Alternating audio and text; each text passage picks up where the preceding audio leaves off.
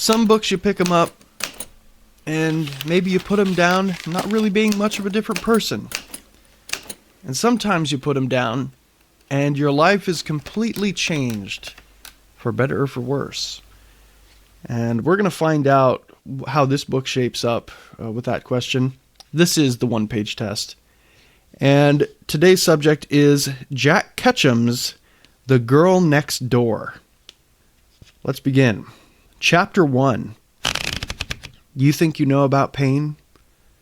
Talk to my second wife. She does. Or she thinks she does.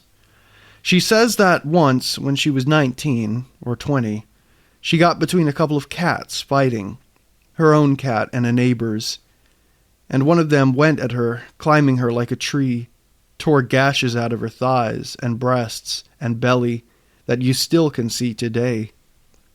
Scared her so badly she fell back against her mother's turn-of-the-century Hoosier, breaking her best ceramic pie plate and scraping 6 inches of skin off her ribs while the cat made its way back down her again, all tooth and claw and spitting fury.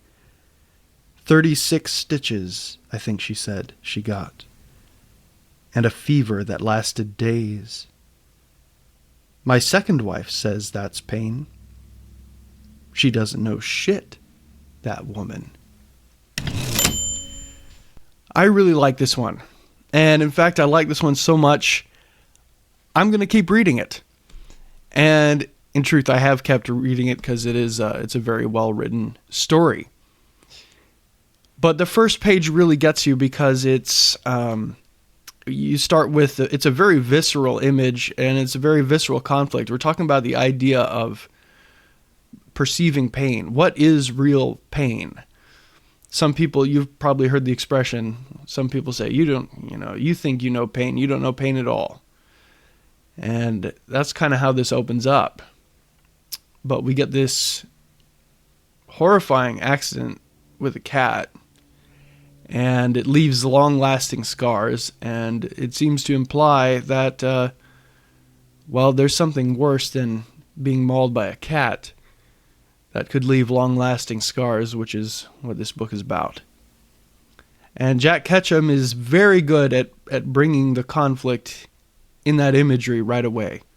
He sets you up with it. He gets you wondering who this narrator is and why he's saying all this, and he seems sort of maybe even crass and jaded, and you see why as you keep turning the pages. You see why.